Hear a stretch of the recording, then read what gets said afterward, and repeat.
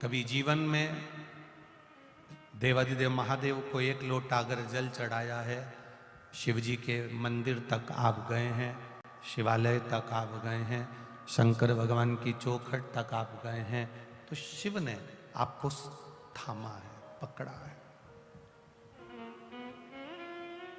उसने थामा।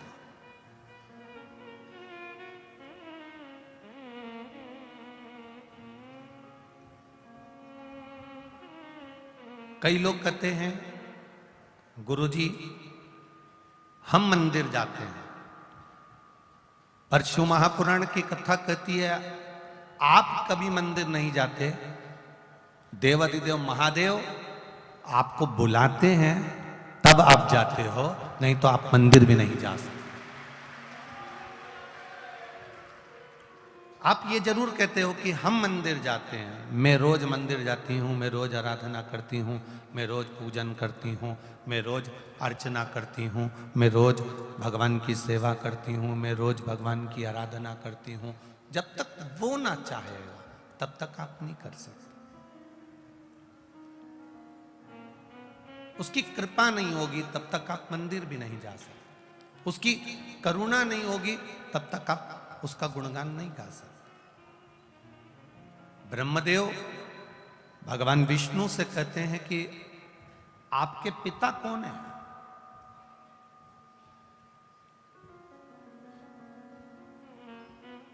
भगवान नारायण के मुख से निकल जाता है कि मेरे पिता वो देव अधिदेव महादेव है,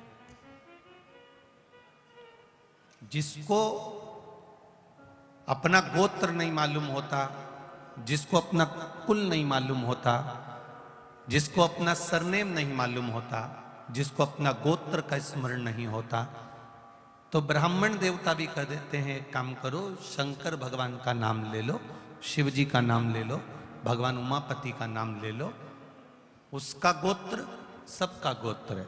क्योंकि ब्रह्मा ब्रह्म लोक में है, भगवान विष्णु वैकुंठ लोक में है, और मेरा देव अधिदेव महादेव मृत्यु लोक में है, जो पृथ्वी पर है। हमारा गोत्र भी हमारे शिव के समर्पित है, शंकर ही हमारे गोत्र में है और हम ही शंकर के गोत्र में है। नहीं मालूम, हमने उसका भजन कर रहे।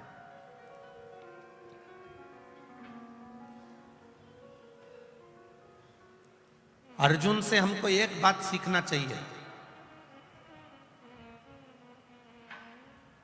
अर्जुन का एक निर्णय सबसे प्रबल निर्णय था,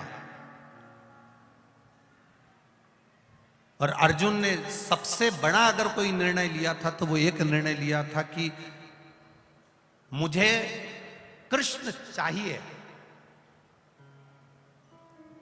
कृष्ण मेरे हो जाए। ये अर्जुन का निर्णय था।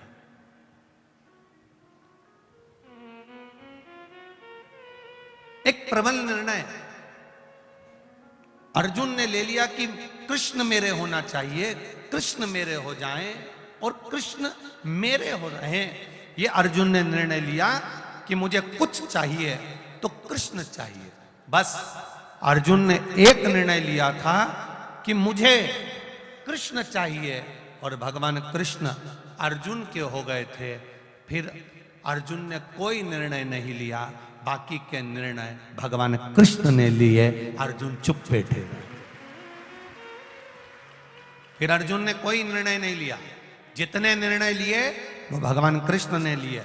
अर्जुन ने एक निर्णय ले लिया था कि मुझे कृष्ण चाहिए, और एक निर्णय प्रबल निर्णय आपके पास में अगर आ जाता है तो बाकी के निर्णय आपको नहीं लेना पड़ते, बाकी के निर्णय देवाधिदेव महादेव लेते हैं। आप कृष्ण को चुन लिए, आपने राम को चुन लिया, आपने शिव को चुन लिया, आपने रामायण को चुन लिया, आपने श्रीमद् भागवत को चुन लिया, आपने शिव महापुराण को चुन लिया। आपने एक निर्णय ले लिया कि शिव मेरे हैं, मैं शंकर के मंदिर जाती हूँ, मैं शंकर को जल चढ़ाती हूँ, शंकर भगवान पे एक बेलपत्र चढ़ाती हूँ, शिव जी को एक चावल का दाना समर्पित करती हूँ, शंकर भगवान को एक धतूरा समर्पित करती हूँ, शिव जी को मैं अपना बना रही हूँ। एक निर्णय आपने, एक निर्णय प्रबल निर्णय ले लिया कि मैंने शिव को अपना बना लिया, मुझे शिव चाहिए।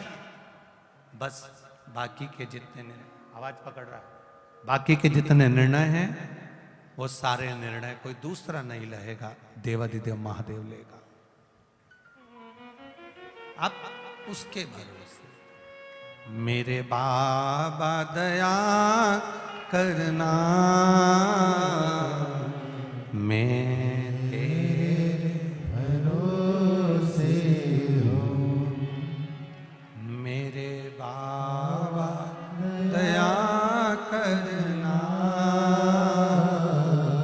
मैं तेरे भरोसे हूँ। ना घर के भरोसे ना परिवार के भरोसे हूँ, ना घर के भरोसे हूँ, ना परिवार के भरोसे हूँ। मेरे बाबा दया करना, मैं तेरे भरोसे मेरे बाबा दया करना, मैं तेरे भरोसे हूँ। आपने चुन लिया देवाधिदेव महादेव को, आपने चुन लिया भगवान शिव को, फिर आपने निर्णय ले लिया कि शिव के मंदिर जाना है, शंकर की आराधना करना है, शिव तत्व को जानना है। फिर शंकर निर्णय करेंगे कि आपका करना क्या है।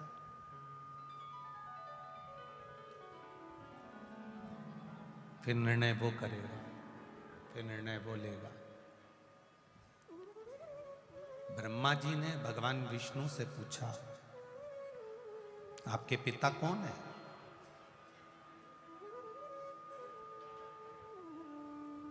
कहा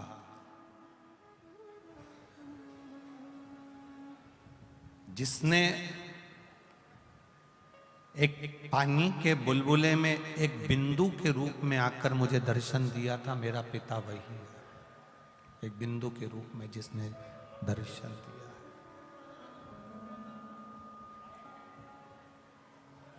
बिंदु के रूप में।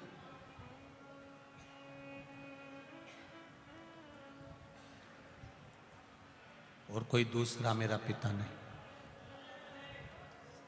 उसी को ज्योतिर्लिंग कहते हैं, उसी को ज्योति स्वरूप कहते हैं, उसी को शिव का शिवलिंग कहते हैं। उसी बिंदु को, उसी बिंदु।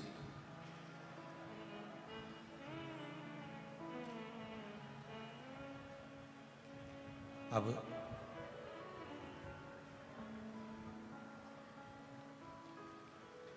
ब्रह्मा जी ने कहा मैं नहीं मानता। ब्रह्मा जी कह रहे हैं मैं इसको नहीं मानता,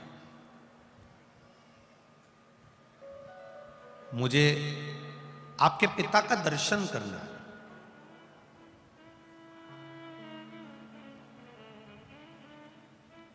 भगवान विष्णु ने कहा चलो, सर्वस्व वही विराजमान है,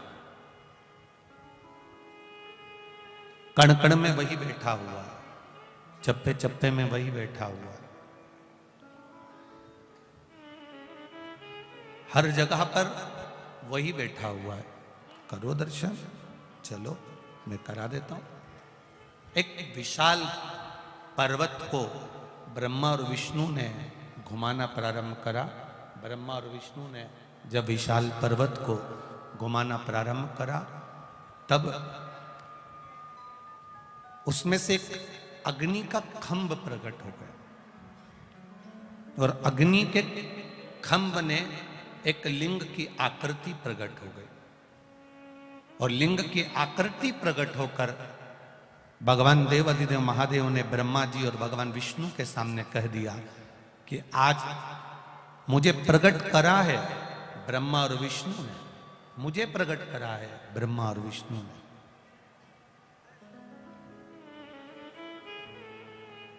ब्रह्मा, मैंने ही भगवान विष्णु को प्रकट करा है, भगवान विष्णु की नाभि से कमल के पुष्प के ऊपर आप प्रकट हुए हो और यह संपूर्ण संसार की रचना आपने करी है। तब ब्रह्मदेव के मन में एक भाव जागृत हो गया कि जो शिवलिंग प्रकट हुआ है इसका चरण कहाँ है, जो शिवलिंग प्रकट हुआ है इसके मुख कहाँ है, शिवलिंग प्रकट हुआ इसका सिर कहाँ है, तो उसको ढूंढने का प्रयास करा।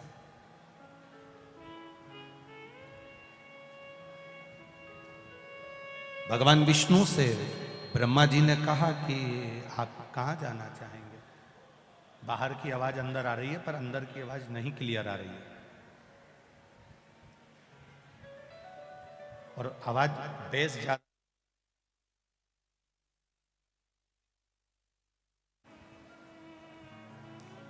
भगवान ब्रह्मदेव भगवान विष्णु से कहे,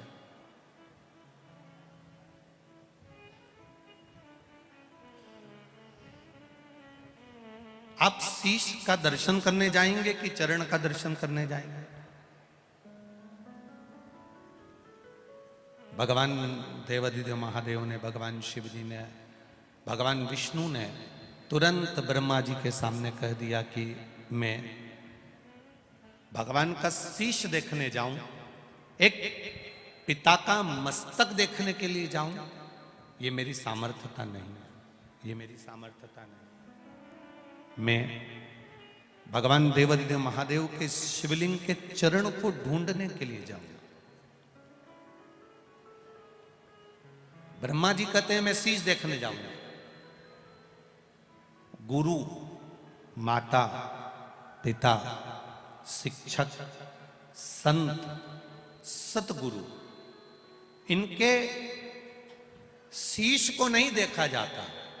अगर देखा जाता है माता, पिता, गुरु, संत, साधु, सन्यासी, तपस्वी, साधक, उपासक, इनके चरण को देखा जाता। क्यों?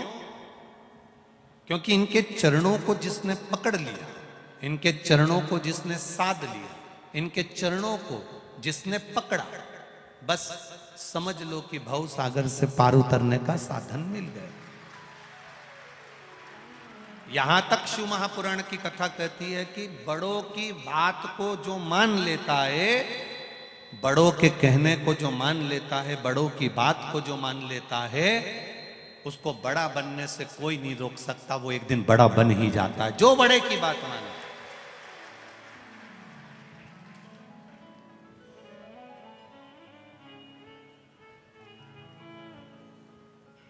कई बहुओं की आदत रहती है, सास की बात उन्हें बुरी लगती है, ससुर की बात उन्हें बुरी लगती है, घर के बुजुर्ग की बात उन्हें बुरी लगती है, पड़ोसन ने कुछ कहा अच्छी लगेगी, मौसी सास ने कहा अच्छी लगेगी, मामा ससुर ने कहा अच्छी लगेगी, फूफा सास ससुर ने कहा अच्छी लगेगी, दूसरा कह रहा है ना अच्छी लगेगी, पर वही बात अगर सास कहे तो बुरी लगेगी। और बहू सोचती है कि मेरा नाम बहुत चलना चाहिए, मैं बिल्कुल सास जैसी बन जाऊं, मैं बिल्कुल सास की तरह हो जाऊं, चाबी का गुच्छा मेरे कमर में आ जाए और मेरी बात सब माने। तो मेरा निवेदन है, आप जिस दिन घर के बड़ों की बात मानना चालू कर दोगे, उस दिन आप अपने आप बड़े बनते चले जाओगे, आप छोटे नहीं रहोगे। आप छोटे नहीं रहोगे, आप बड़े बनते चले जाओगे, बड़े की ओर, उन्नति की ओर बढ़ते जाओगे।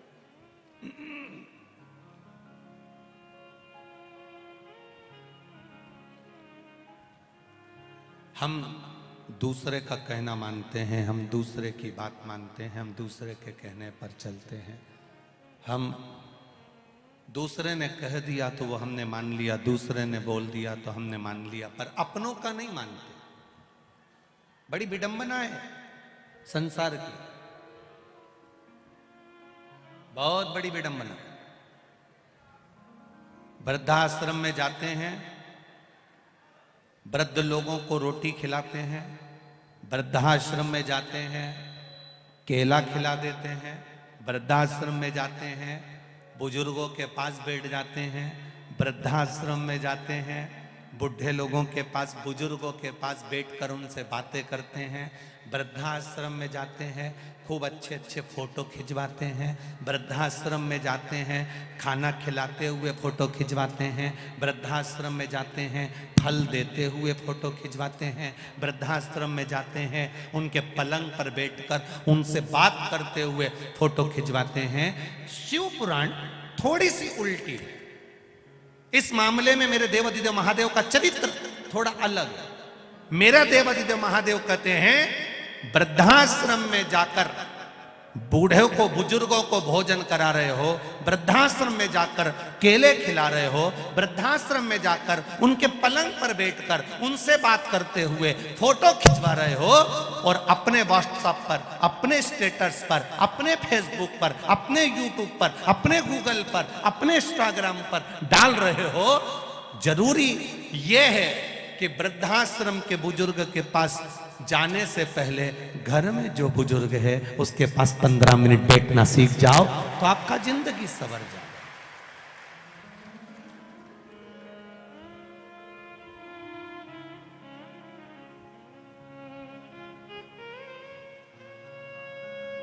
घर में बुजुर्ग बैठे हैं, घर में बुजुर्ग विराजमान है, वो इंतजार कर रहे हैं कि 5 मिनट मेरा बेटा मेरे पास बैठे, मेरे से मेरे दिल की बात करे।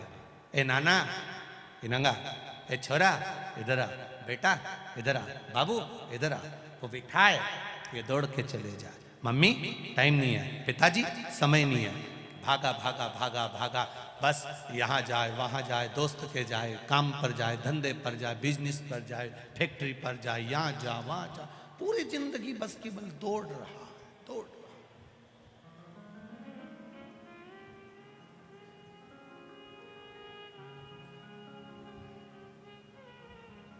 प्रत्येक घर के नवयुवक बेटा बेटी, प्रत्येक घर के बहू बेटा, प्रत्येक घर का व्यक्ति अपने घर के बुजुर्गों का अगर आदर करना चालू कर दे तो वृद्धाश्रम में बुजुर्ग रहने के लिए नहीं जाए, ये निश्चित है।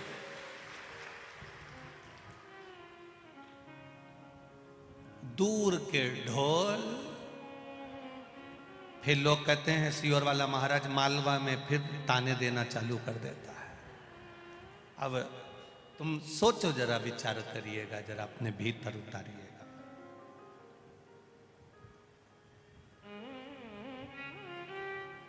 सफेद कपड़े में दाग लग जाए तो परिवार वालों को शर्मिंदा होना पड़ता है, समाज वालों को शर्मिंदा होना पड़ता है, कुल वालों को शर्मिंदा होना पड़ता है। पर संत का चोला, भगवान को मानने वाला, पूजन करने वाला, गेरुआ पहनने वाला और संत का चोला पहनने वाला, और उस संत के चोले पर अगर दाग लग जाए तो देश को शर्मिंदा होना पड़ता है, समझना है।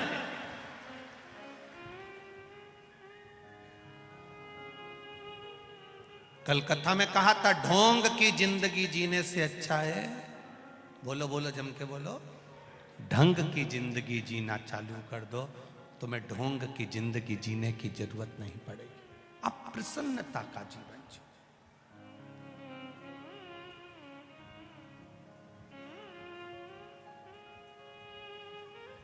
हम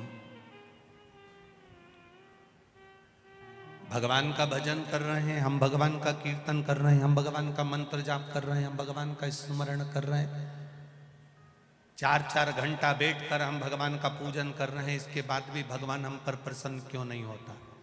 कारण क्या है? क्योंकि हमने शरीर से परमात्मा को बुलाना चाहा, परमात्मा को पाना चाहा, पर मन से नहीं बुला पाए। मीरा ने मन से परमात्मा को बुलाया था, नरसिंह मेहता जी ने मन से भगवान को बुलाया था। नरसिंह जी तो सांवरिया सेठ का भजन करते थे, पर उनके भाई ने जब धक्का देकर निकाला, उनकी भाभी ने जब धक्का देकर निकाला, तो नरसिंह जी सांवरिया जी के मंदिर जाना था, पहुंच गए थे शंकर जी के मंदिर में। शिव जी के मंदिर में शंकर के शिवलिंग को रात भर आंखों से आंसू बहा बहा कर निला रहे थे और रो रहे थे, मेरा कोई नहीं है, मेरा कोई नहीं है। जैसे एक मुर्दे को शमशान में छोड़कर आते हैं, घर पर आकर सब पूड़ी और सब्जी खाते हैं, चाय पीने वाले चाय पीते हैं। ऐसा कोई नहीं कि घर में मुर्दे को छोड़कर आने के बाद कोई घर का ऐसा व्यक्ति बता दो जिसने पूड़ी सब्जी नहीं खाई, चाय नहीं पी, पानी नहीं पिया। ऐसा कोई व्यक्ति नहीं है। आग लगा के आएंगे और अंदर आवाज दे देंगे, चाय देख लो चाय। आग लगा के आएंगे और पास वाले पड़ोसी मोहल्ले वाले रिश्तेदार पूड़ी सब्जी लाकर दे देंगे। लोग साहब अब आंख में से आंसू बहाता जाए और पूड़ी सब्जी निपटाता जाए। कौन देखे तुमको? और फिर छोरा से कह दिया, नाना इनगा थोड़ा नमक ला दे। अभी डोकरा के निपटा के आया, अभी शमशान छोड़ के आया और अब क्या कह रहा है, सब्जी में नमक, थोड़ा नमक ला दे।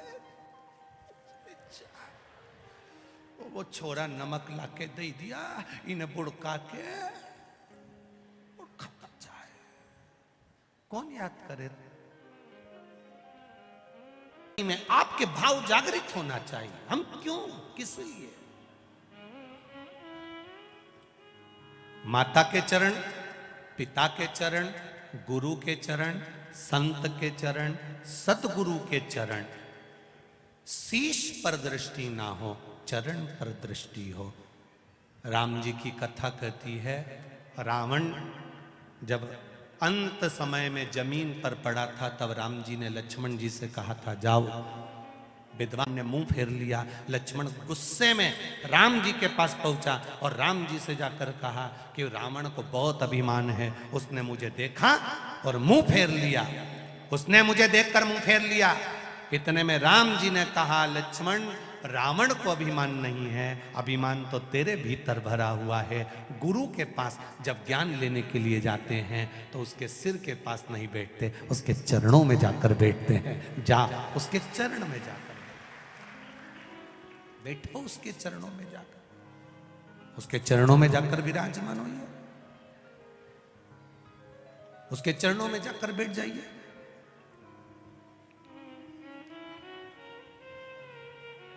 जमीन पर दरार पड़ती है तो पानी बारिश का गिरता है तो दरार को भर देता है। कपड़ा फटता है तो सुई से सिला जा सकता है। शरीर में घाव लग गया तो मल्लम से भरा जा सकता है।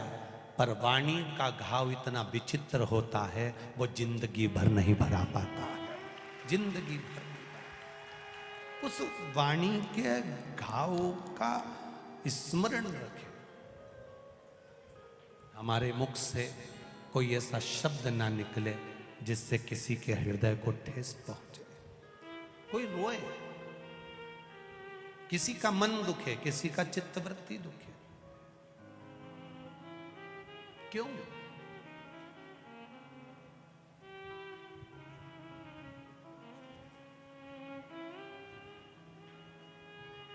दो पुष्प ऐसे हैं जो भगवान शंकर को नहीं चढ़ाए जाते, एक केतकी, एक केवड़ा।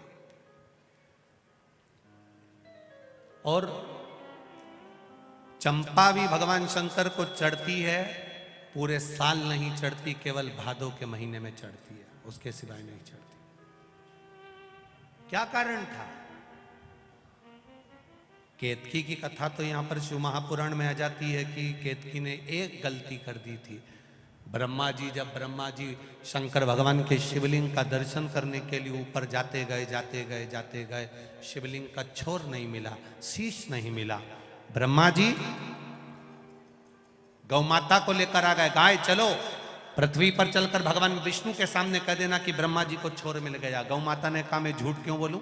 ब्रह्मा जी ने कहा तुझे एक रोटी दिलाऊंगा, प्रत्येक घर से तुझे खाने को रोटी मिलेगी। एक रोटी के चक्कर में गौ माता ने झूठ बोल दिया भगवान विष्णु के सामने।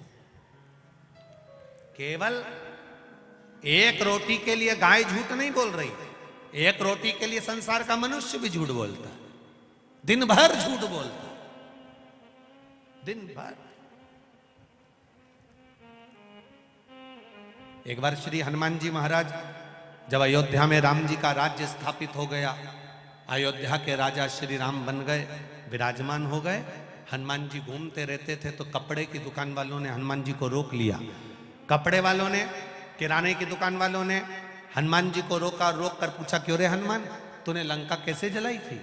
हनुमान जी ने कहा, उनने मेरी पूंछ में कपड़ा बांधा, तेल डाला, आग लगाई, मैंने जला दी। रोज कपड़े वाले, किराने वाले हनुमान जी से रोज पूछते, तूने लंका कैसे जलाई, लंका कैसे जलाई, लंका कैसे जलाई, हनुमान तूने लंका कैसे जलाई? हनुमान जी ने कहा, उनने मेरी पूंछ में कपड़ा बांधा, तेल डाला, आग लगाई, मैंने जला दी। हनुमान ने कहा, बस ऐसा? हाँ। किराने वाले, कपड़े वाले बोले, एक बार जला के बता। हनुमान जी ने कहा, बांधो कपड़ा। उन्होंने पूंछ में कपड़ा बांधा, तेल डाला, आग लगाई, हनुमान जी उन्हीं की दुकान में घुस गए, उन्हीं की दुकान में। सारी किराने की दुकान, कपड़े की दुकान जितनी थी सब जल गई। सब दौड़कर राम जी के पास गए, राम जी के पास जाकर आवाज लगाई कि राम जी राजा बनकर बैठे हैं, अयोध्या के राजा राम के सामने हमारी दुकान जल रही है, हमारी दुकान में आग लग गई है, ये कैसे हो गया? हनुमान जी को बुलाया गया। हनुमान, तुम इतने चतुर होने के बाद, अष्ट सिद्धि नवनिधि के दाता, असबर दीन जानकी माता, राम रसायन तुमरे पासा, तुम इतने चतुर होने के बाद तुमने इनकी दुकानों में आग क्यों लगा दी? हनुमान जी बोले, ये रोज कहते थे लंका कैसे जलाई, कैसे जलाई, कैसे जलाई। मैंने कहा, कपड़ा बांधा था, तेल डाला था, आग लगाई, मैंने जलाई। इनने कहा, जला के बता, हमने कहा, लगा।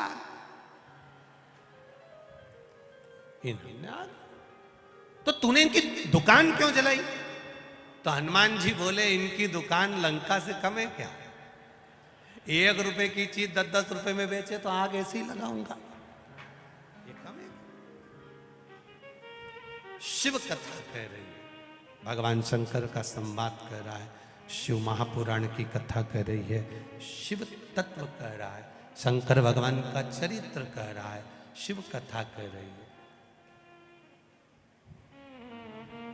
एक रोटी के लिए गौ माता ने झूठ कह दिया, एक रोटी की। गाय कहती है कि मैं चलकर बोल दूंगी, पर मेरी वाणी पर विश्वास कौन करेगा? केतकी का फूल लगा था, ब्रह्मा जी ने तोड़ लिया। केतकी के फूल से कहा, तू नीचे चलकर बोल देना। ब्रह्मा जी को भगवान शंकर का सिर मिल गया। केतकी का फूल बोला, मैं झूठ क्यों बोलूं? ब्रह्मा जी ने कहा, मैं तुझे सुगंधित बना के रखूंगा, तू बहुत सुगंध में रहेगा, बहुत सुगंधित रहेगा। ठीक है। भगवान विष्णु से पूछा ब्रह्मा जी ने, आपको भगवान शंकर के चरण मिले हैं क्या? क्या भगवान शिव के चरण मिले? नहीं। भगवान नारायण ने एक बार सत्य कहा तो शंकर भगवान के शिवलिंग में से आवाज आई, भगवान विष्णु, आज से तुम्हारा नाम सत्य नारायण होगा, क्योंकि तुम सत्य बोले। सत्य कहां है तुम? अब ब्रह्मा जी ने कहा कि भगवान विष्णु ने पूछा, तुम्हें सिर मिला? हाँ। आकाशवाणी हुई, ये ब्रह्मा झूठ बोल रहे हैं। ब्रह्मा जी ने कहा, ना मानो तो गौ माता से पूछो। गाय से पूछा, गौ माता, क्या ब्रह्मा जी को भगवान शंकर का सिर मिला? गौ माता ने एक रोटी के चक्कर में झूठ बोल दिया तो शंकर भगवान प्रकट होकर बोले, गौ माता, तू जगत की मां होकर झूठ बोलती है, तेरा पूरा शरीर पूजा जाएगा पर तेरा मुख अपूज्य माना जाएगा। सारे दुनिया के लोग सारे मंदिरों की परिक्रमा आगे से करेंगे, देवताओं की परिक्रमा आगे से करेंगे, पर गौ माता तूने झूठ बोला है, इसलिए तेरी परिक्रमा पूंछ से प्रारंभ होगी और पूंछ पे समापन होगी। दुनिया के लोग कन्यादान आगे से करेंगे, गौदान, वस्त्रदान, अन्नदान, सारे दान आगे से करेंगे, पर गौ माता का दान दुनिया के लोग पीछे से करेंगे, इसलिए गौ माता का दान गाय की पूंछ पकड़कर किया जाता है, आगे से नहीं किया जाता। तो झूठ बोलिए। गौ माता ने क्षमा मांगी, गलती हो गई, गलती। शिव क्षमा भी करती है। केतकी के फूल को ब्रह्मा जी ने कहा इससे पूछो। केतकी के फूल को भगवान विष्णु ने लिया और पूछा, बोल केतकी, ब्रह्मा जी को सिर मिल गया? केतकी के पुष्प ने कहा हाँ, ब्रह्मा जी को सिर मिल गया। देवाधिदेव महादेव प्रकट होकर कहते हैं, रे केतकी के पुष्प, तूने देवाधिदेव महादेव के सामने झूठ बोला है, मैं तुझे श्राप देता हूं, सारे देवताओं पर चढ़ेगा और देवाधिदेव महादेव पर कभी नहीं चढ़ेगा।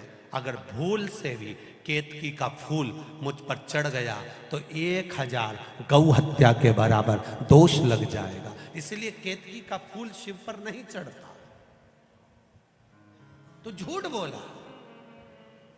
शिव महापुराण की कथा कहती है, सारी दुनिया में जाकर झूठ बोलोगे चल जाएगा, सारे संसार में जाकर झूठ बोलोगे चल जाएगा, और शंकर भगवान के ओटले पर, शिव जी की चौखट पर, शिव महापुराण में शंकर के द्वार पर, शिव की चौखट पर, शंकर भगवान के मंदिर में, शंकर भगवान की देहली पर, शंकर भगवान के ओटले पर, शंकर भगवान की चौखट पर अगर मुख से एक झूठ निकल जाता है तो जिंदगी में बुढ़ापा पलंग पर सड़ सड़ के निकलता है, अच्छे से नहीं निकल पाता है। एक झूठ, एक झूठ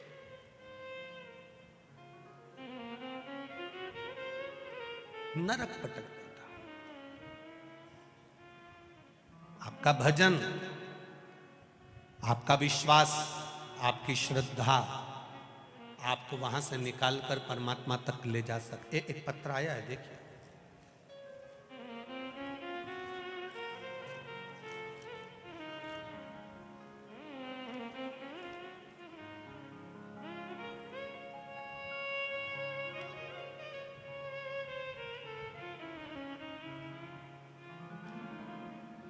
खुशहाल सिंह सिसोदिया, ठिकाना गावड़ी सिसोदिया,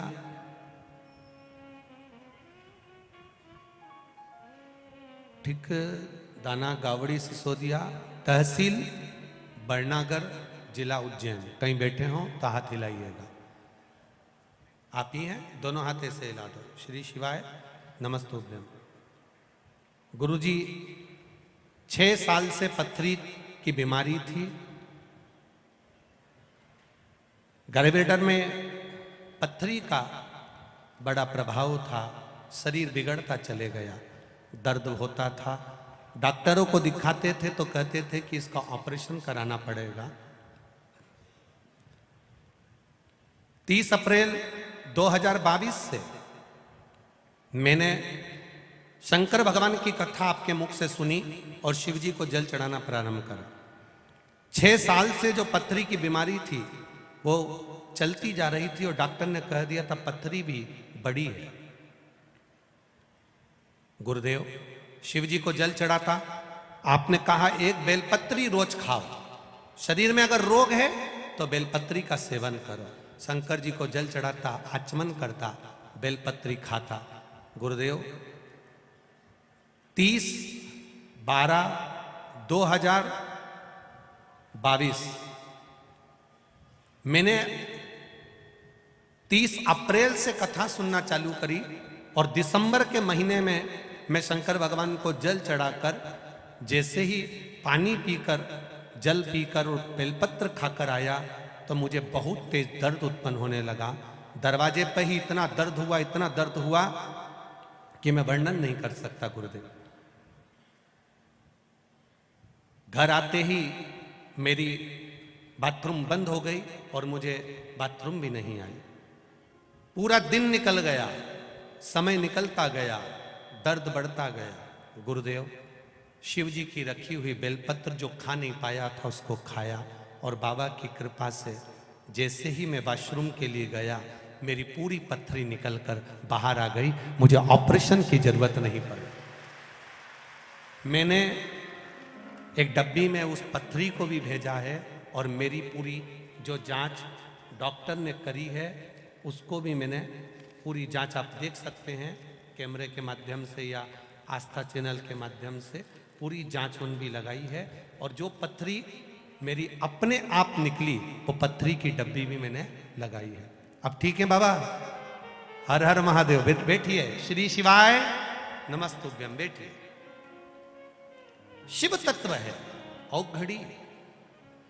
एक पत्र और बड़ा सुंदर है, देखिए।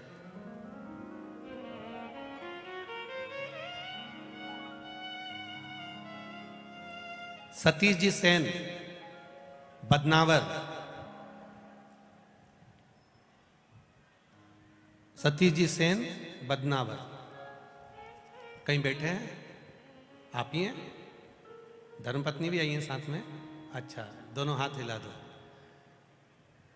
दोनों दिव्यांग हैं चरण से, धर्मपत्नी भी पांव से दिव्यांग हैं और पति भी पांव से दिव्यांग है। उसके बाद भी विश्वास देखिए देवादिदेव महादेव पर। गुरुजी, हम दोनों पति पत्नी दोनों पांव से विकलांग हैं, दिव्यांग हैं। हम पहले कहीं नहीं जाते थे, पर जब से शिव महापुराण की कथा सुनी है तब से देवादिदेव महादेव को जल चढ़ाते हैं।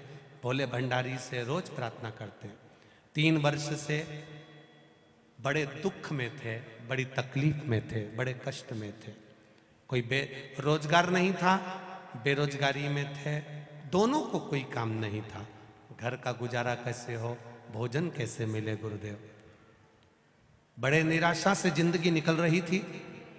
किसी ने मोबाइल की लिंक भेज दी और मोबाइल की लिंक पर आपकी कथा सुनी। उस कथा में आपने देवादिदेव महादेव के वर्णन किया, तभी मेरे मन में विश्वास हुआ और कुबेरेश्वर धाम जाने का मन में भाव आया। हमने हमारे रिश्तेदारों से बात कर 4/4/2022 को कुबेरेश्वर धाम सीहोर पड़ोस के अंकल के साथ में, कैलाश अंकल के साथ हम वहां पहुंच गए। और बाबा की कृपा देखिए गुरुदेव, शंकर जी से कहकर आए थे बाबा हाथ पकड़ लेना, दोनों पांव से विकलांग हैं, ना कहीं काम करने जा सकते हैं, कहाँ ना कहीं मजदूरी करने जा सकते हैं, घर में पड़े रहते हैं, कोई ऐसा काम दे दो जिससे 2 रोटी मिल जाए। गुरुजी, 4/4/2022 को हम वहां विनती कर आए। आप कहते हो 3 महीने में बाबा सुनता है। 3/8/2022 को हमारा एक लोडिंग रिक्शा बाबा ने दिलवा दिया, जिस रिक्शे का फोटो भी हम लगा रहे हैं। लोडिंग रिक्शा दिलवा दिया जो चलने लगा और मैं विकलांग होकर भी वो लोडिंग रिक्शा चलाने लगा। और बाबा की कृपा से मेरा घर वापिस चमन हो गया और बाबा ने हमको साथ दिया। शिव तत्व औघड़ी। बैठिए सेन साहब, ठीक है? आप हर हर महादेव। शिव तत्व जो दुनिया नहीं सोच सकती वो मेरा देवादिदेव महादेव सोच लेता है। बस उस पर करा गया भरोसा, उस पर करा गया विश्वास हमें दृढ़ता देता है। शंभु शरणे मांगो घड़ी रे घड़ी, दुख काटो दया करी दर्शन आपो। आप जित विश्वास के साथ में आए, कोटेश्वर धाम की इस धरा पर देवादिदेव महादेव के चरणों में बैठकर ये शिव महापुराण की कथा में मैं विश्वास से कह सकता हूं, जितने भी भक्त भाव से, चाहे टीवी पर सुन रहे हो, फेसबुक यूट्यूब पर सुन रहे हो, चाहे कोटेश्वर बाबा की इस धरा पर, इस जंगल में एकांत में तप तपाती हुई धूप में कोसों दूर से आकर आप इस कथा को सुन रहे हो, चिंता मत करना, दिल से सुनकर जाना, वो दिल से झोली भर कर देगा, ये निश्चित है। खाली नहीं छोड़ता, वो खाली नहीं छोड़ता। वो देता जरूर है।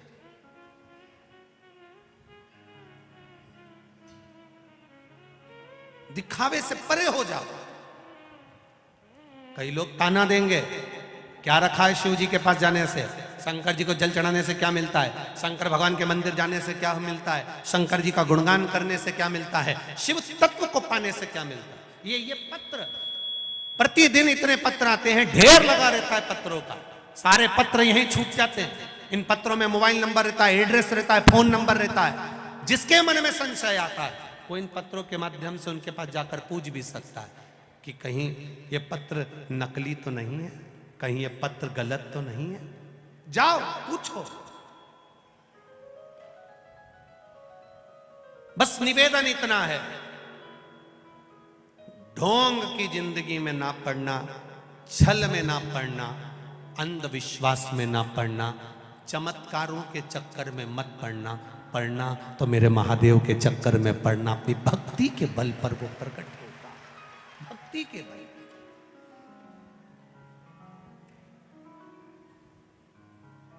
जितना बन सके उतना विश्वास, उतनी भक्ति धारण करिए, विश्वास धारण करिए, भरोसा धारण करिए। ये 5 दिन की कथा है, आज दूसरा दिन है। पंचपुष्प कथा चल रही है।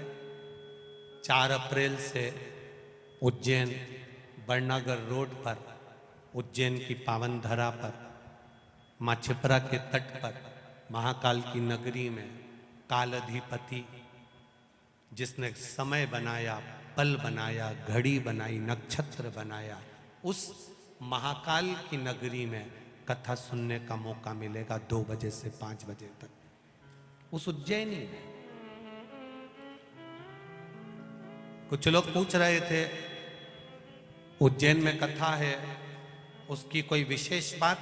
हमने कहा विशेष बस इतना ही है कि घड़ी खराब होती है तो उसको कपड़े की दुकान पर लेकर नहीं जाते, किराने की दुकान पर लेकर नहीं जाते, जिसने घड़ी बनाई है उसकी दुकान पर लेकर जाते हैं। तो जिसने पल बनाया, नक्षत्र बनाया, समय बनाया, काल बनाया, उस महाकाल के दरवाजे पर कथा सुनने को मिल रही है। तो घड़ी तो सुधारेगा, घड़ी सुधरेगी।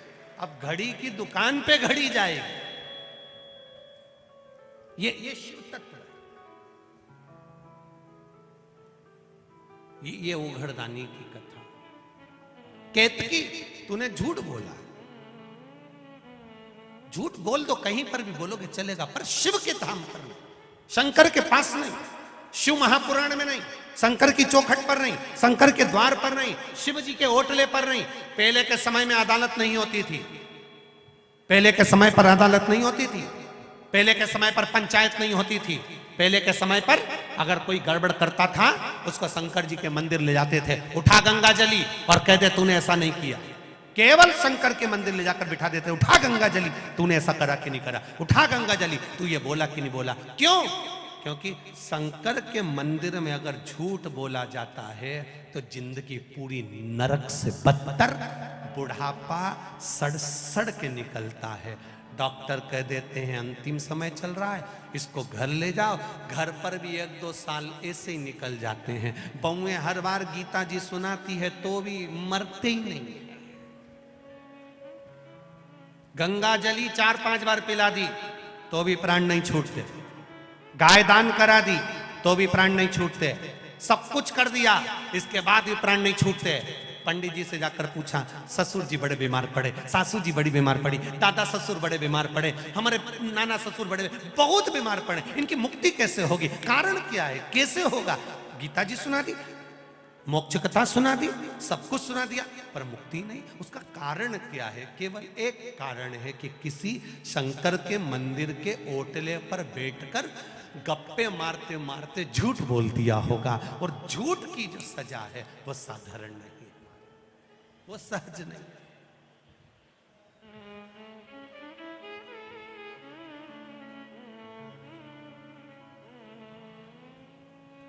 वो सहजता नहीं है।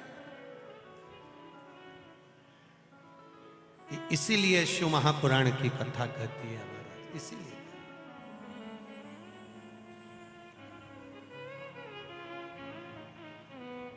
भगवान शंकर की अविरल भक्ति का।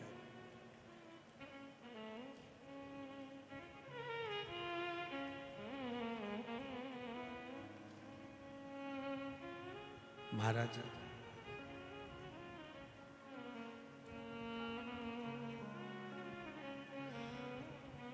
केतकी सारे देवताओं पर चढ़ेगी, शंकर पर कभी नहीं चढ़ेगी।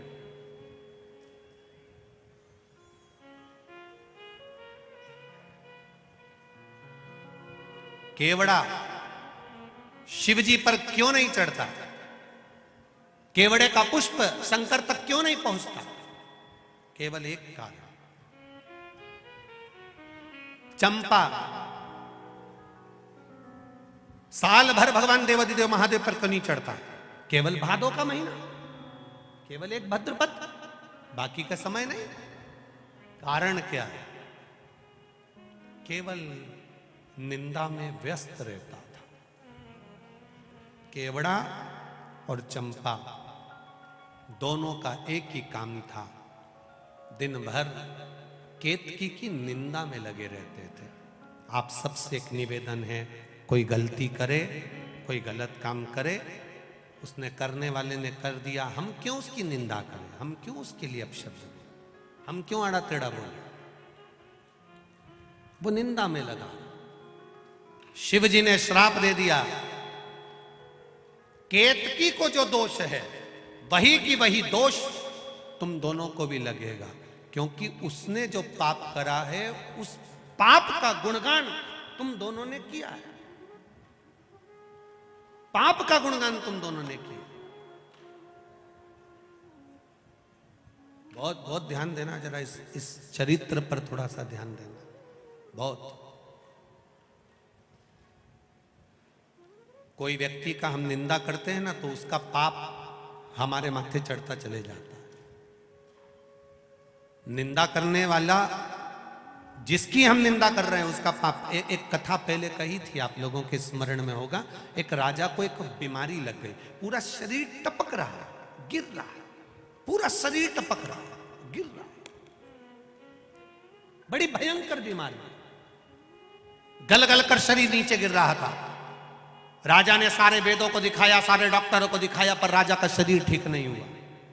आखिरी में राजा ने विचार कर, अब करूं तो करूं क्या? गुरु जी के पास गया, गुरुदेव मेरे शरीर में एक रोग लग गया, शरीर टपक टपक कर जमीन पर गिर रहा है, गुरुदेव मेरा शरीर गल रहा है, गुरु जी आप बताओ, कुछ अच्छा बता दीजिए। गुरु जी ने कहा, राजन तेरा शरीर गिर रहा है? हाँ। टपक रहा है? हाँ। शरीर गल रहा है? हाँ। राजन तेरा भाई था ना, वो तो मर गया, भाभी कहाँ है? घर में। राजन एक काम कर,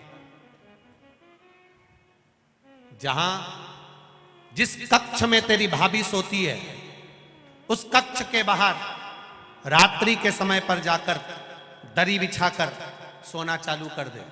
किसी को बताना मती, किसी को बोलना मती, किसी से कुछ कहना मती, बस भाभी के कमरे के बाहर जाकर सोना चालू कर दे। ठीक है महाराज, इससे अच्छा हो जाऊंगा? बिल्कुल अच्छा हो जाएगा, जा सो। अब गुरु जो बताता है बड़ा विचित्र बताता है। दुनिया के लोगों को भले लगता है क्या शंकर जी को जल चढ़ाने से ऐसा हो सकता है, क्या बेलपत्र चढ़ाने से ऐसा हो सकता है, क्या धतूरा चढ़ाने से ऐसा हो सकता है, क्या शहद चढ़ाने से ऐसा हो सकता है, क्या चावल का दाना चढ़ाने से ऐसा हो सकता है, क्या शंकर जी के मंदिर में सफाई करने से, शिव जी के मंदिर को धो देने से शंकर के मंदिर को साफ कर गया, उसके कमरे में जाकर सोता है। भाई मर गया और राजा भाभी के कमरे में जाकर सो रहा है। एक दासी ने दूसरी से कहा, दूसरी ने तीसरी से कहा, तीसरी ने चौथी से कहा, चौथी ने पांचवी से कहा।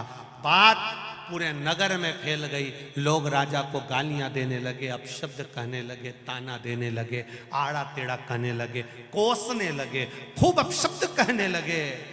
राजा धीरे धीरे धीरे धीरे राजा का शरीर अच्छा होते चले गया। राजा का शरीर ठीक होते होते चला गया। राजा एक नारियल लेकर, श्रीफल लेकर गुरुजी के पास पहुंच गया। गुरुजी, किसी डॉक्टर की दवाई नहीं लगी, किसी वेद की औषधि नहीं लगी, केवल भाभी के कमरे के बाहर सोने से मेरी बीमारी ठीक हो गई। कैसे हो गई? गुरुजी ने कहा, राजा तेरा पाप बहुत बढ़ गया था, उस पाप को समाप्त करने के लिए तेरी निंदा करवाना प्रारंभ करी, तेरी बुराई करवाना प्रारंभ करी। दुनिया के लोगों ने जब तुझे गाली देना चालू करा, अपशब्द कहना चालू करा, बुराई करना चालू करा, निंदा करना चालू करा, तो तेरा रोग, तेरी बीमारी अपने आप समाप्त हो गई। तेरा रोग मिट गया, तेरी बीमारी समाप्त। तुम देखना, अपने अपने घरों में देखना, बहू का घुटना दुख है, बहू की कमर दुख है, बहू की पीठ दुख है, बहू का सिर दुख है, बहू का हाथ दुख है, बहू का पांव दुख है, और 70 साल 80 साल की डोकरी का कुछ नहीं दुख है।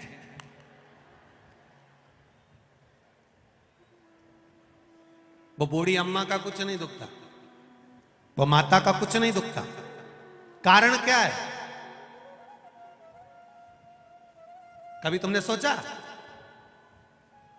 अरे ओ बदनावर वालों, कभी विचार करा कि सास का कुछ नहीं दुखता?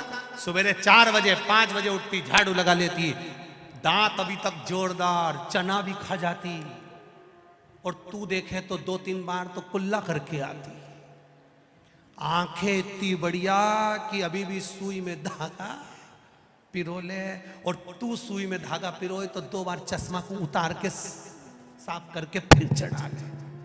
कभी विचार करा?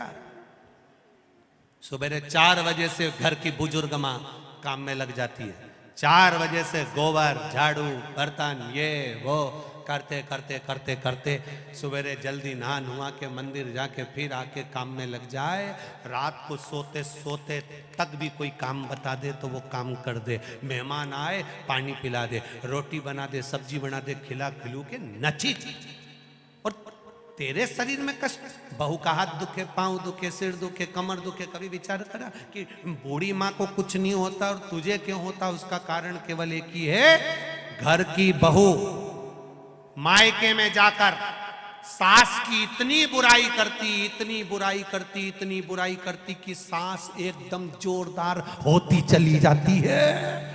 सास बीमारी नहीं होती, क्योंकि बुराई करते करते करते करते उसके पूरे रोग, पूरी बीमारी समाप्त। इसलिए सास होन आज भी एकदम ओल्ड इज गोल्ड, आज भी जोरदार।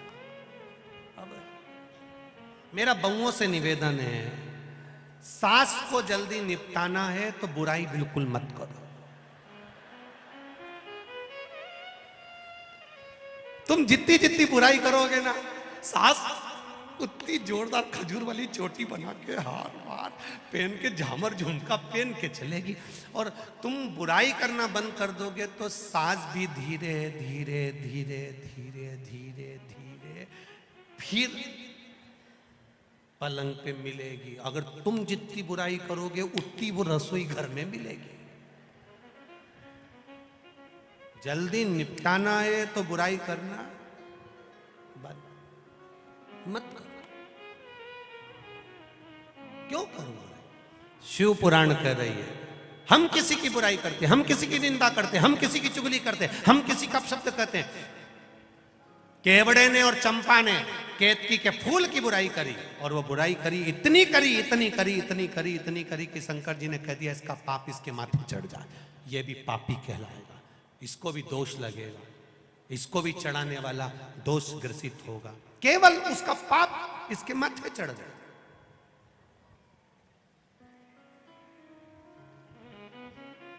जिंदगी में कभी किसी की निंदा नहीं करना, किसी के लिए अपशब्द नहीं कहना, किसी के लिए ताना नहीं देना, किसी को आड़ा टेढ़ा नहीं कहना। अगर कहना तो केवल भगवान का भजन, स्मरण, कीर्तन कहना, केवल भजन।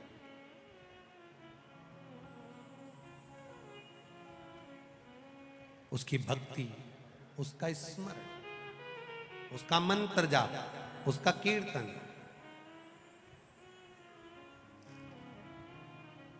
और उसकी भक्ति में जितना रम सकते हो, उसके भजन में जितना रम सकते हो उतना महाराज।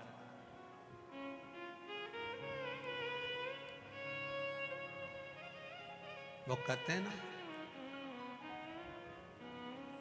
मीराबाई को लोगों ने ताने पर ताना दिया, गाली पर गाली दी, अपशब्द पर अपशब्द किया, पर मीराबाई भगवान की भक्ति में रमी रही, लगी रही।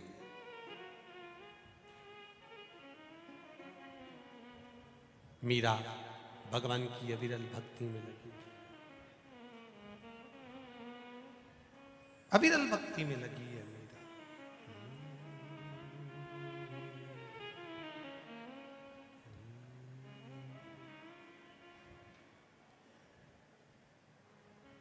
राम जाने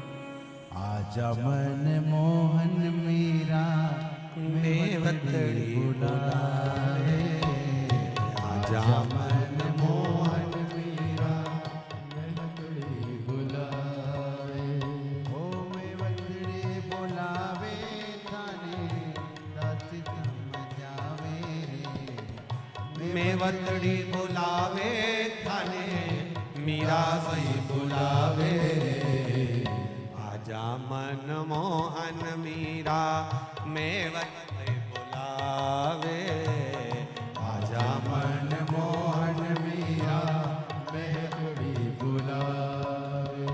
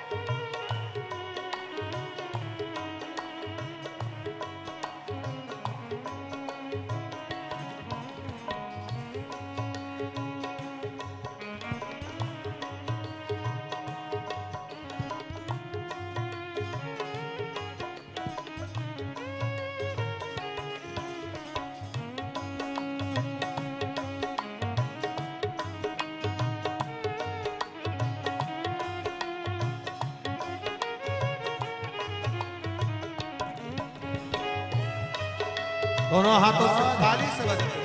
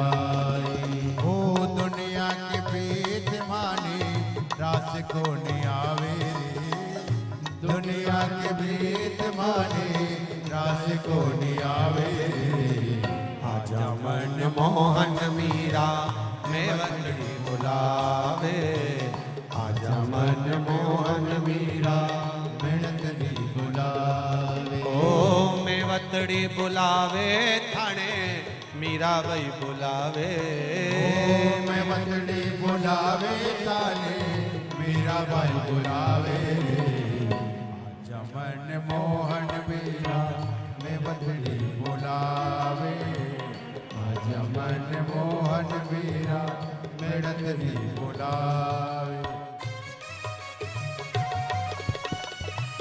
जय राधे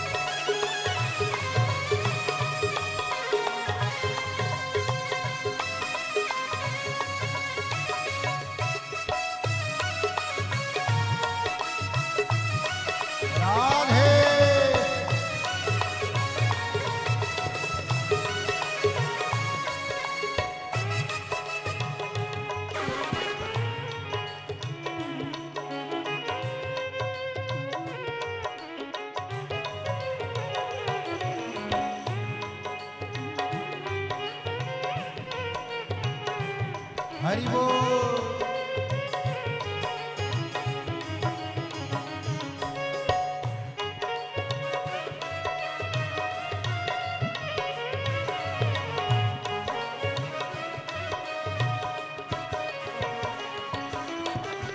हो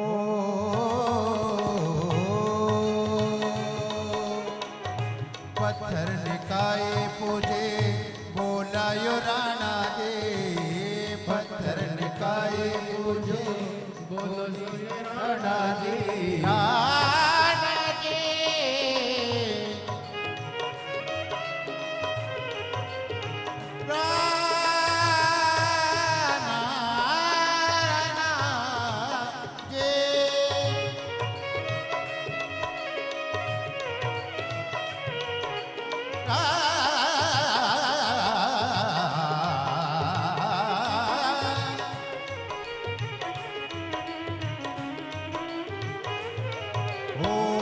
पत्थर निकाय मुझे बोला यो राणा दे पत्थर काई पूजे बोलाया राणा जी, ठाकुर ने जिमा हो जद प्रीत साची जाना जी ठाकुर ने जिमा हो जब प्रीत साची जाना जी हो झूठी कपटनी कुल के दाग लगावे रे झूठी कपटनी कुल के दाग लगावे आजा मन मोहन मेरा मिड़त ने बुलावे आजा मन मोहन मेरा मैं वतड़ी बुलावे ओ में वतड़ी बुलावे थाने मीरा भाई बुलावे, मिड़त ने बुलावे थाने मेरा भाई बुलावे मन मोहन मेरा मैं वतड़ी बुलावे आजा मन मोहन मेरा मैं वतड़ी बुलावे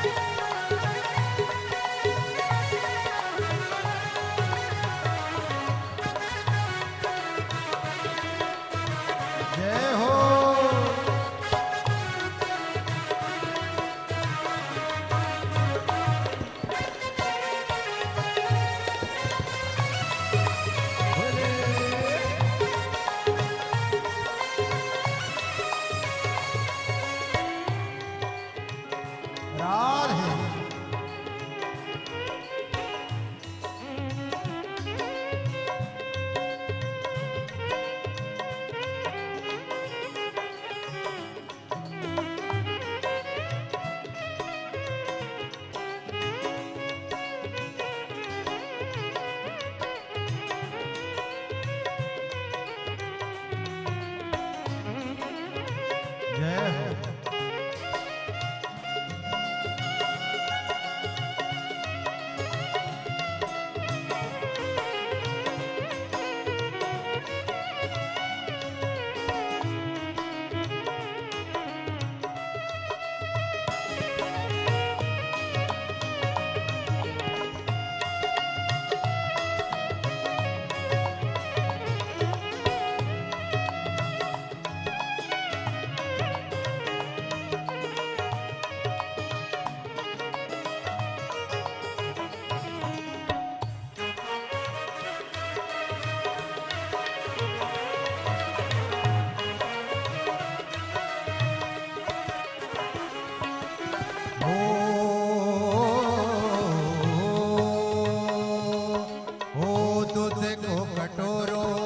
मेरा भाई दूध को कटोरो भरे लाए मेरा भाई मेरा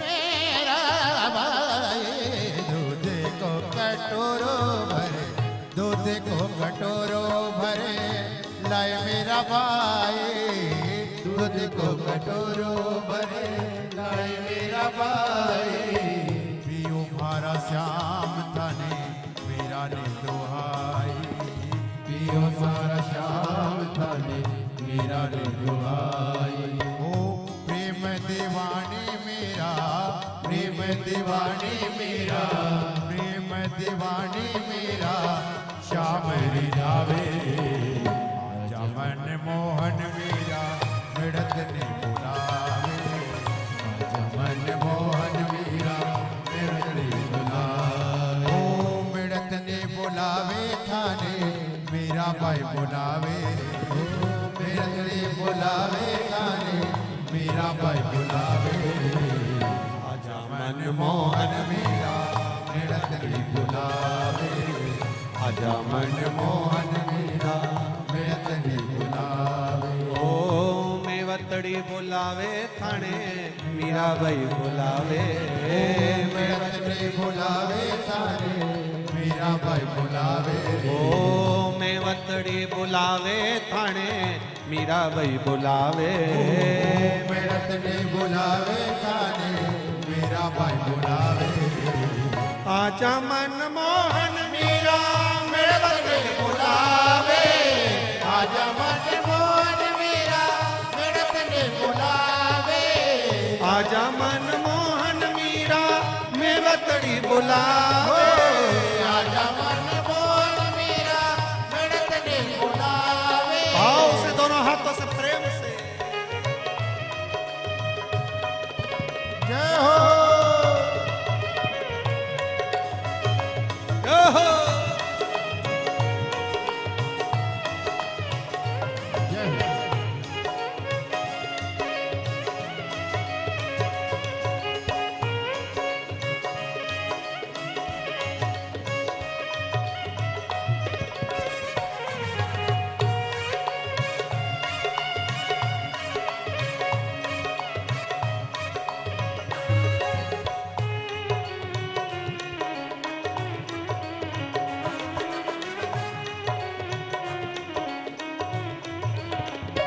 मीरा खड़ी है तेरे द्वार सांवरा आ जाइयो मीरा खड़ी है तेरे द्वार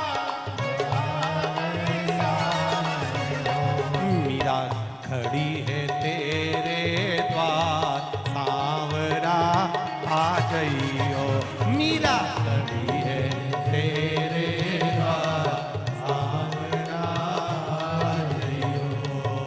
आ जाइयो सांवरा आ जाइयो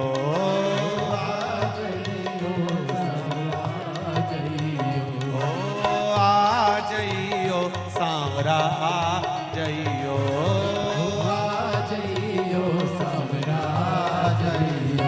मीरा खड़ी है तेरे द्वार सांवरा आ जाइयो मीरा खड़ी है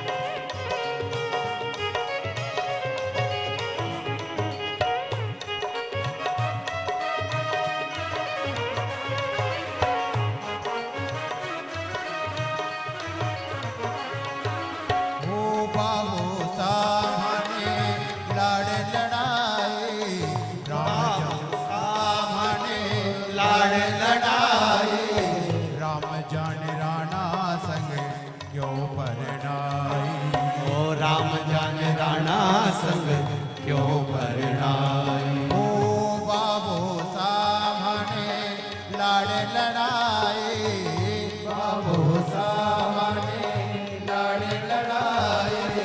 राम जाने राणा संग क्यों परिणाई। ओ राम जाने राणा संग क्यों परिणाई। ओ दुनिया की प्रीत माने रास को नियावे रे, दुनिया की प्रीत माने रास को नियावे। आजा मनमोहन मीरा मेवतड़ी बुलावे। आजा मनमोहन मीरा मेवतड़ी बुलावे। ओ मेवतड़ी बुलावे थाने मीराबाई बुलावे। मेवतड़ी बुलावे थाने मीराबाई बुलावे। आजा मनमोहन मीरा मेवतड़ी बुलावे। आजा मनमोहन मीरा मेवतड़ी बुलावे। आजा मनमोहन मीरा मेवतड़ी बुलावे। आजा मनमोहन मीरा मेवतड़ी बुलावे। हार हार। अपने स्थान पर बैठकर भगवान देवादिदेव महादेव से अपने हृदय की बात, अपने मन की बात भगवान शिव से भाव से, दिल से, हृदय से कहिए। भाव से बाबा से अपने मन की बात अवश्य।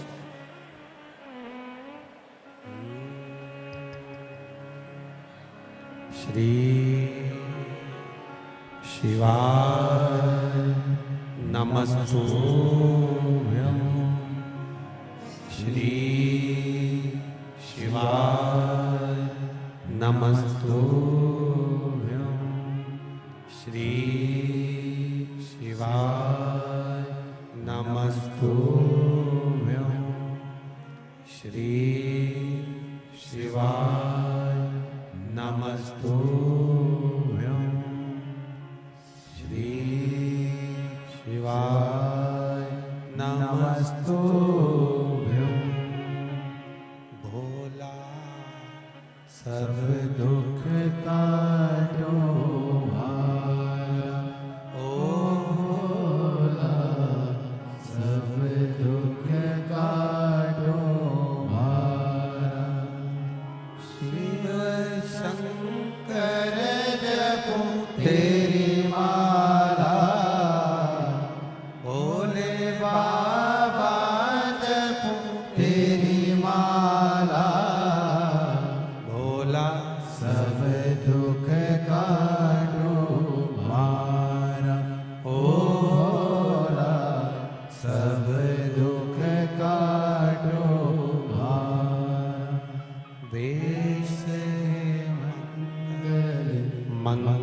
मंगलकारी, वेश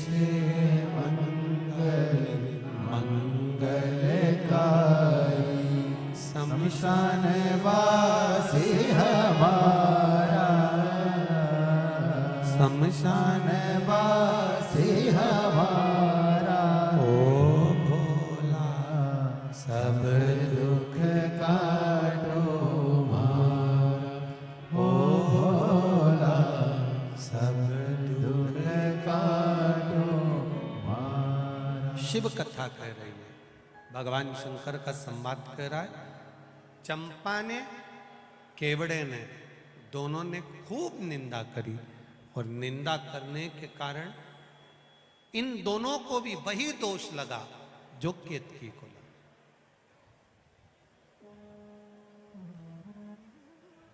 शिव निंदा करने वाला, शिव निंदा सुनने वाला,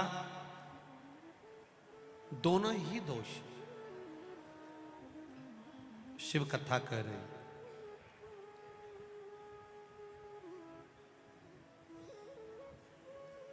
भगवान पर भरोसा करोगे तो तर जाओगे, दुनिया पर भरोसा करोगे तो एक ना एक दिन खड्डे में डूब के मर जाओगे। परमात्मा पर करा गया भरोसा, परमात्मा पर करा गया विश्वास आपको तार देता, डूबने नहीं देता। वो तार देगा।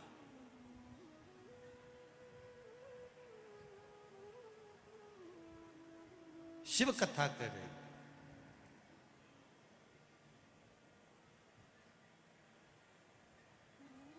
जिस पुष्प में सुगंध नहीं थी,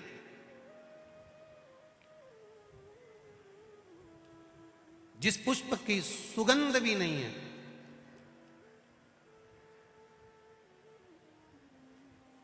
और जहर भी बहुत भरा हुआ है, कोई गंध नहीं उसमें, कोई सुगंध नहीं उसमें,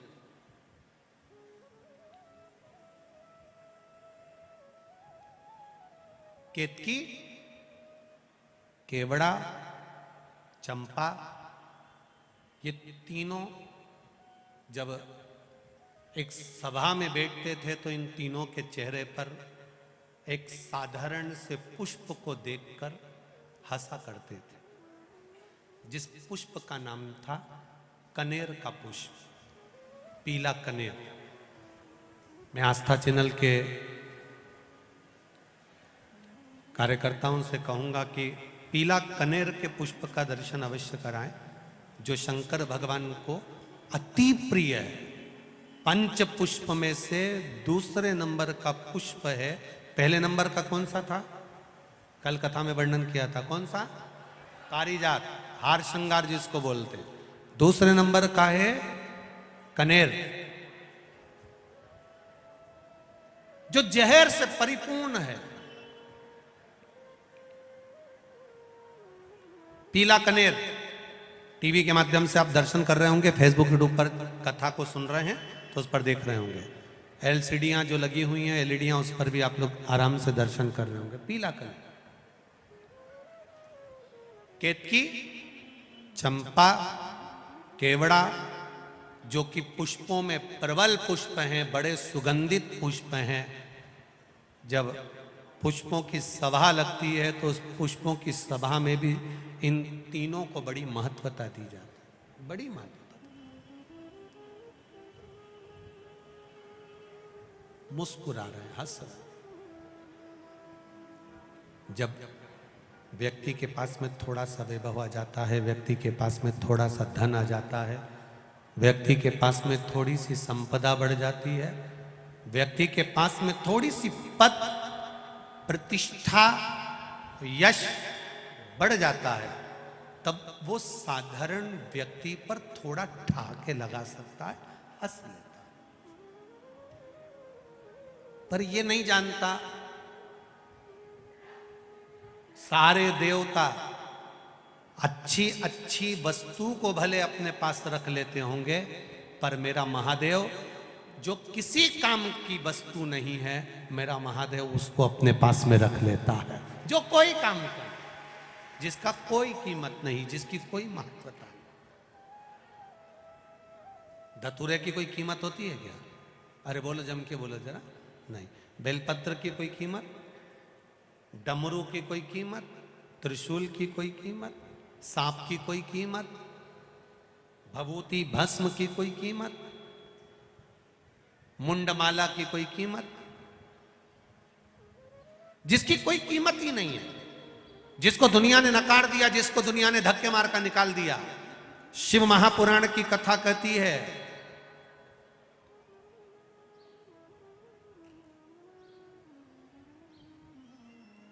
दुनिया धक्के मार दे चलेगा, संसार के लोग धक्के मार दे चलेगा, कोई दिक्कत नहीं, क्योंकि दुनिया की तो आदत है। जो बच्चा माँ की गोद में पड़ा रहता है वही माता की छाती पर लात मारता है।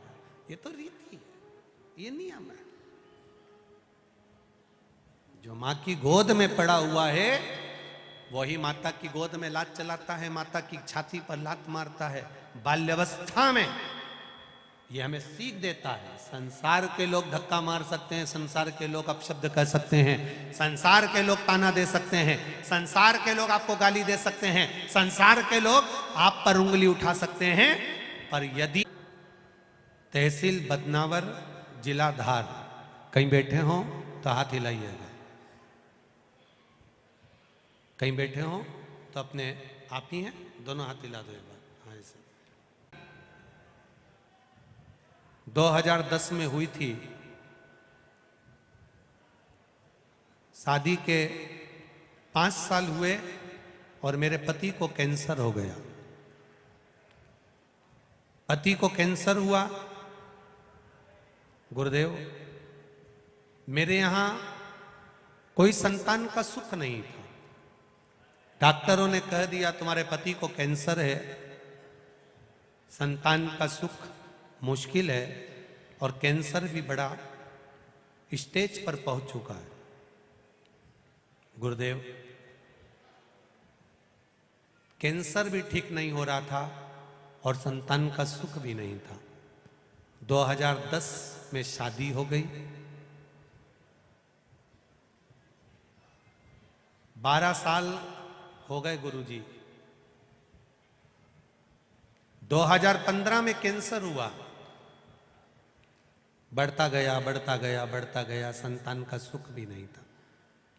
तब टीवी पर कथा सुनना प्रारंभ करा और टीवी के सामने ही बैठकर भिलाई छत्तीसगढ़ में जो कथा चल रही थी उस कथा को सुन रहे थे।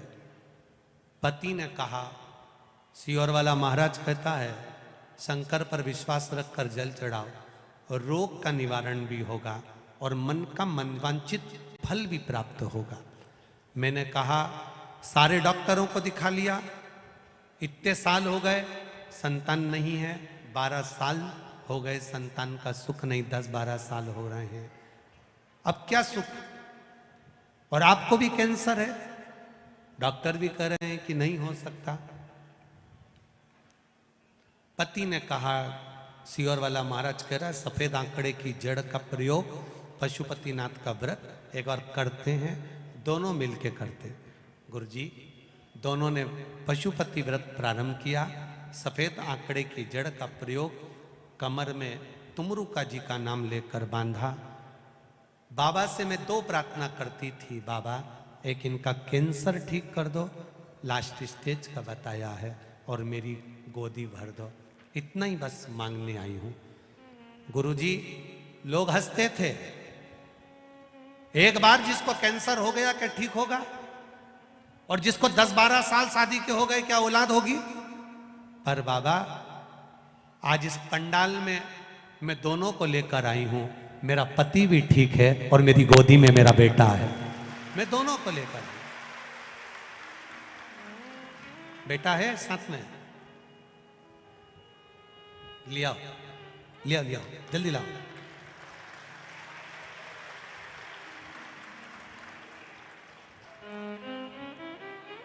आज मैं बाबा के पंडाल में बस केवल इतना कहना आई हूं कि जहां किसी की नहीं चलती वहां महादेव की चलती है, वो झोली भरता जरूर है, ये उसी से खाली न जाता कोई दर से तुम्हारे, खाली न जाता कोई दर से तुम्हारे, मैं भी खड़ी हूँ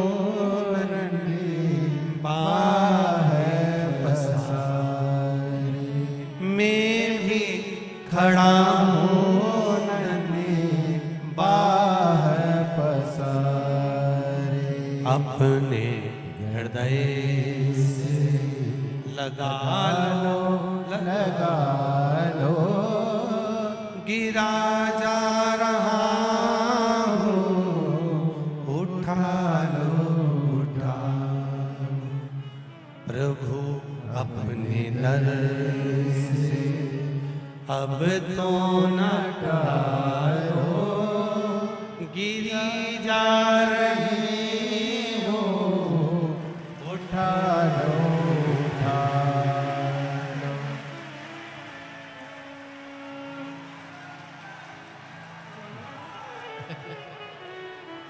खाली न जाता कोई दर से तुम्हारे, खाली न जाता कोई दर से तुम्हारे, मैं भी खड़ा हूँ नन्हे।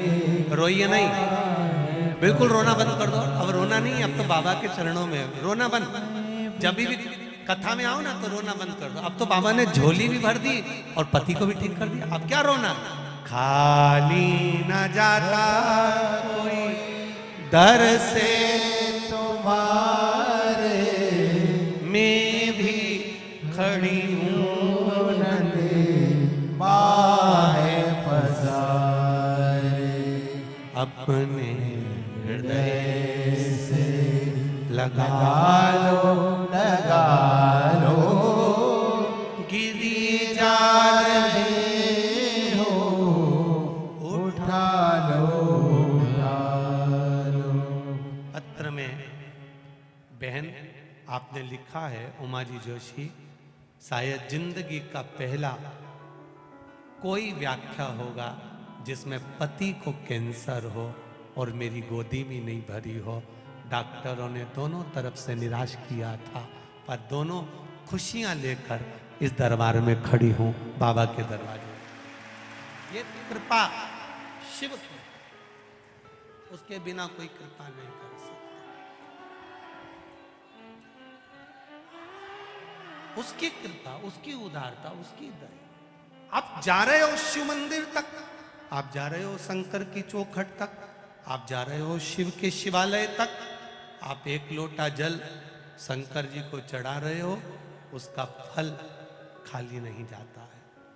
टीवी के सामने कथा सुन रहे हो, फेसबुक यूट्यूब पर सुन रहे हो, दिल से सुन रहे हो, खाली नहीं जाता है। फिर कहूंगा, लाखों की संख्या में आप लोग आए हो। सिसोदिया जी को भी धन्यवाद दूंगा। बाहर से आए हुए लोगों के लिए भोजन व्यवस्था करना, इतनी पंडाल व्यवस्था करना, जल व्यवस्था करना। शरद जी आपको बहुत बहुत साधुवाद है, आपकी टीम को साधुवाद। लाखों की संख्या में आए हो, लाखों की संख्या। जो विश्वास लेकर आए हो, जो भरोसा लेकर आए हो, ना जाने इतने सारे शहर छोड़कर, बड़े बड़े नगर छोड़कर ये शिव महापुराण ये जंगल में क्यों पहुंची, ये तो हमको भी नहीं मालूम, पर विश्वास कहता है कि कुछ आपकी झोली भरने के लिए आई होगी, कुछ कृपा करने के लिए आई होगी, हमको भी नहीं। पूरे कोटेश्वर के आसपास देखो तो कोई मकान नहीं मिलेगा, कोई घर नहीं मिलेगा, जंगल ही जंगल है। इस जंगल में इतना मंगल हो जाना, ये शिव के सिवा कुछ नहीं हो सकता। बहुत दूर दूर से आप लोग गाड़ियां भरा भरा कर लेकर आ रहे हो। 5 दिन की कथा है। दिल से सुन ली, 3 महीने में वो क्या देगा, 3 महीने भी जाने दो। उज्जैन की कथा में तुम्हारा पत्र रखा मिलेगा, ये मेरा विश्वास कहता है, ये मेरा भरोसा कहता है, विश्वास। जिसने दिल से सुनी है, जिसने भरोसे से सुनी है, जिसने दृढ़ता से सुनी, छल से नहीं, दिखावे से नहीं। छल और दिखावा तो होना ही नहीं। अब दिल से सुनो, जहां मिल जाए। कल भी टेंट बढ़ाया, आज भी पूरा टेंट और बढ़ाया जाएगा। माना आप लोग ज्यादा संख्या में आए हो, खड़े हो, जगह नहीं, फिर भी आपका विश्वास 3 घंटे तक एक जैसे धूप में खड़े रहना, बाहर खड़े खड़े खड़े खड़े कथा को श्रवण करना, ये विश्वास नहीं तो और क्या है। कनेर विशेला है, कनेर का फूल सुगंध नहीं है, कनेर के पुष्प में कोई सुगंध नहीं, कोई तत्व नहीं पड़ा है। केतकी हंस रही है, केवड़ा हंस रहा है, चंपा हंस रहा है। दुनिया के लोग जिस पर हंसते हैं, दुनिया के लोग जिस पर उंगली उठाते हैं, दुनिया के लोग जिससे नफरत करते हैं, मेरा महादेव उससे प्रेम करता है, मेरा महादेव उसको प्यार दे दिया धक्का किसी। दुनिया के लोग जिससे नफरत करते, दुनिया के लोग जिसको धिक्कार देते हैं, धतूरे को कौन पूछे, कांटे वाले पौधे को कौन पूछे, कनेर को कौन पूछे? कोई पशु पक्षी नहीं खाता कनेर को। विष भरा है, आंकड़े में विष भरा है, मंदार में विष भरा है। समी के पत्ते कांटों में पैदा होते हैं, बेलपत्री का पत्ता कांटों में पैदा होता है। सब में कुछ ना कुछ दोष है, फिर भी मेरा महादेव उनको स्वीकार करा हुआ है। मेरा महादेव उसको स्वीकार, दोष है, वो दोष दुनिया को दिखता होगा।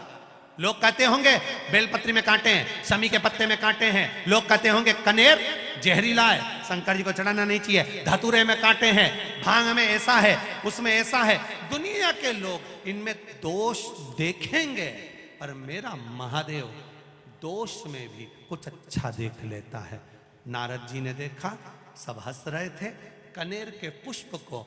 हम सभी उनके द्वारा दी हुई जिंदगी ही जी रहे हैं। इस सृष्टि के राजा हैं, देवादिदेव महादेव।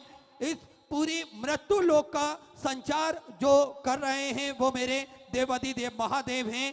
निरंतर हम सभी को उनका ध्यान रखना चाहिए, उनका जप अनुष्ठान निरंतर करते रहना चाहिए। पूज्य गुरुदेव ने बड़ा ही सुंदर और सरल तरीका हम सभी को बताया है। एक लोटा जल सारी समस्याओं का हल। एक लोटा जल लेकर हम पास के शिवालय में, देवालय में जाएंगे तो निश्चित ही सारी समस्याओं का हल होगा, निश्चित ही सारी समस्याओं का निदान होगा। देखिए, भगवान से जोड़ने का एक बड़ा ही सुंदर और सरल तरीका हमें पूज्य गुरुदेव ने बताया है। एक लोटा जल लेकर जाएंगे, एक बेलपत्री समर्पित करेंगे और अपने हृदय की बात हम सीधे महादेव से कह देंगे। इसमें बीच में कोई भी व्यक्ति हमारे बीच में और महादेव के बीच में नहीं आएगा।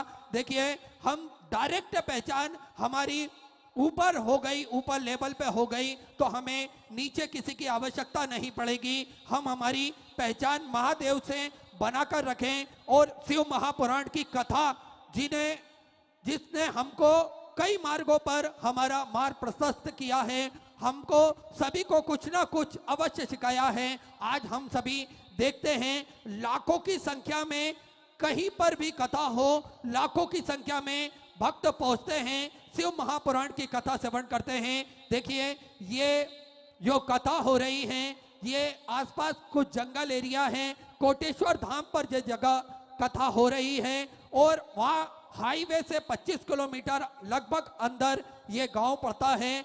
वहां पर भी हम सभी को देखने को मिल रहा है, लाखों की संख्या में सभी भक्त पहुंचते हैं और कथा अमृत का लाभ लेते हैं। ये सबसे बड़ी बात है। देखिए, शिव महापुराण की कथा के माध्यम से एक जन चेतना सभी के हृदय में जागृत हुई है। सभी के मन में भगवान के प्रति अपार श्रद्धा, विश्वास और अटूट प्रेम भगवान के प्रति सभी भक्तों के हृदय में जागृत हुआ है। ये सब हम सभी को देखने को मिलता है। ये केवल शिव महापुराण की कथा के प्रभाव से हम सभी को देखने को मिलता है। एक लोटा जल के प्रभाव से हम सभी को देखने को मिलता है और हमारे जीवन में हम सभी को कुछ ना कुछ अवश्य सीखना चाहिए, क्योंकि आज सबसे ज्यादा जरूरत है कुछ लोगों की जो हमारे बीच में रहें और हमारे मन में जो भी मन मुटाव हो उनको दूर कर सके।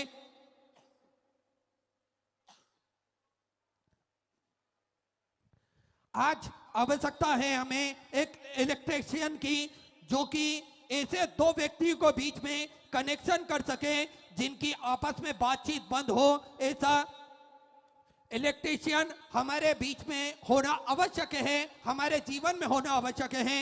एक ऑप्टिशियन की जरूरत हमारे बीच में जरूरी है, आवश्यकता है इन लोगों की, जो कि हमारे दृष्टि के साथ में हमारा दृष्टिकोण भी सुधार सके। ऐसा ऑप्टिशियन की जरूरत हमें अभी इस जमाने में जरूरत है।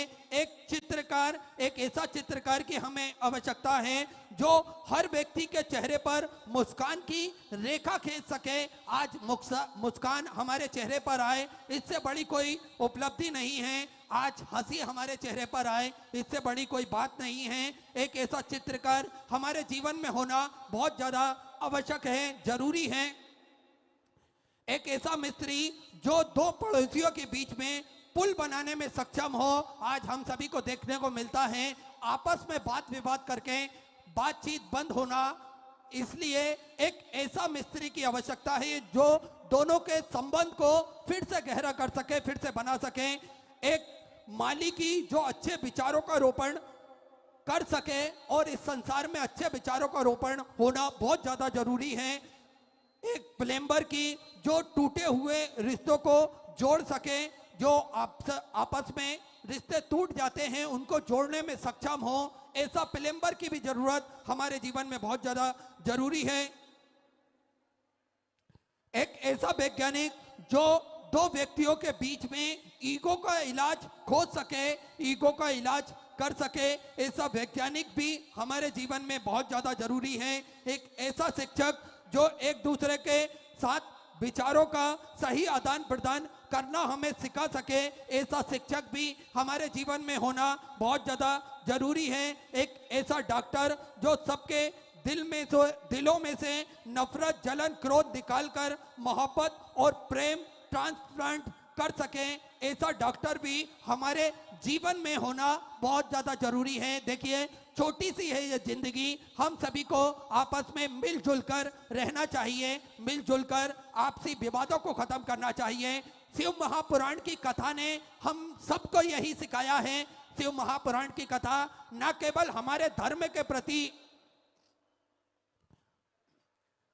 न केवल हमारे धर्म के प्रति हमें अड़िग कर रही है, अपितु हमको जीवन में किस प्रकार अपना नेचर रखना चाहिए, किस प्रकार हमें अपना समाजस बनाना चाहिए, ये सब भी बातें हमें शिव महापुराण की कथा सिखाती है। पूज्य गुरुदेव हमेशा हम सभी को सांसारिक जीवन किस प्रकार से जीना चाहिए, ये भी शिव महापुराण की कथाओं के माध्यम से सिखाते हैं। ये सब आवश्यकता हमें कथा में प्राप्त हो सकती है। हमें किस प्रकार से हमारा स्वभाव रखना चाहिए, किस प्रकार से अपना नेचर रखना चाहिए, ये सब बातें हमें शिव महापुराण की कथा सिखाती हैं। क्योंकि गिलो शिकवों का कोई अंत नहीं।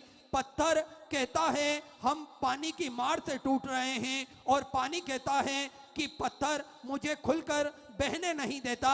इसलिए हम सभी को ये सीखना चाहिए कि हम किस प्रकार से आपसी विवाद को खत्म करके सनातन धर्म की जगह सनातन धर्म में अपना हृदय को लगाए, अपने मन को लगाए, सनातन धर्म के प्रति हम सभी जागरूक रहें, हम सभी अपने धर्म को पहचाने, अपने मूल धर्म को हम पहचानेंगे तो निश्चित ही ये सारे वाद विवाद यहाँ से खत्म हो जाएंगे।